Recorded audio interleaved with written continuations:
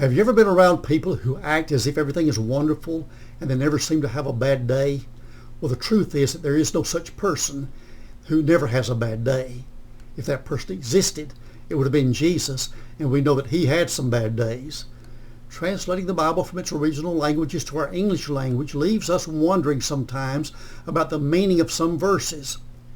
I said it so often in the college classroom that students started saying it with me. Context, context, context. For instance, the words tempted or temptation come from a word that has a broad definition and can be used to mean different things. In James chapter 1 verse 2 it says that we're to count it all joy when you find yourself in different or various temptations. In this verse, the word temptations refers to testing or proving something or someone. Some people think that God never tests or proves people. But if you read Deuteronomy chapter 8, you'll read where God said he brought the Jewish people through the wilderness and allowed some negative things to happen to them to prove or test them to see if they would live for him or not. Everyone has trials or tests in life.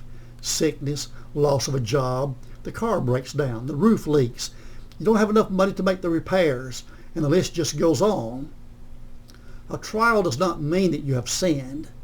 Job did not sin, but listened to his trials. Some of his servants were killed and some livestock was taken.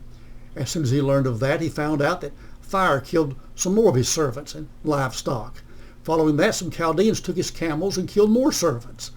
While he was being told about that trial, someone came and told him that all his children had died and been killed in a tornado. Then Job got sick with boils all over his body. His wife told him to curse God and die. Some of his friends told him he must have sinned or he would not be experiencing all these bad things. Don't you agree that Job was having some really bad days?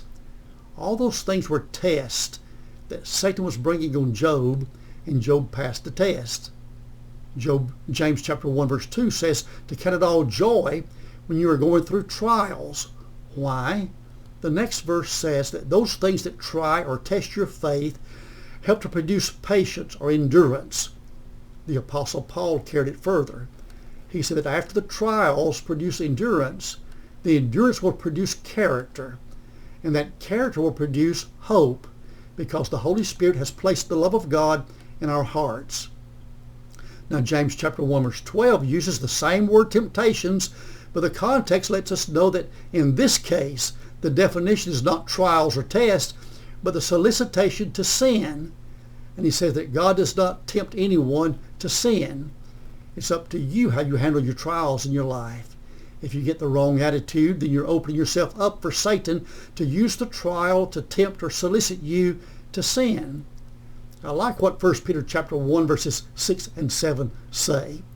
It's not talking about solicitation to sin, but talks of the trial of testing of your faith being a season.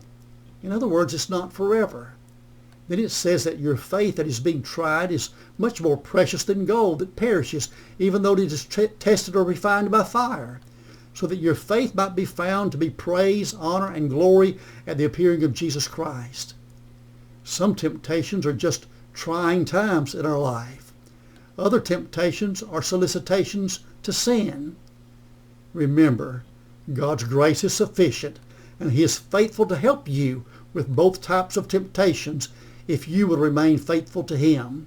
So be blessed and keep close to Jesus.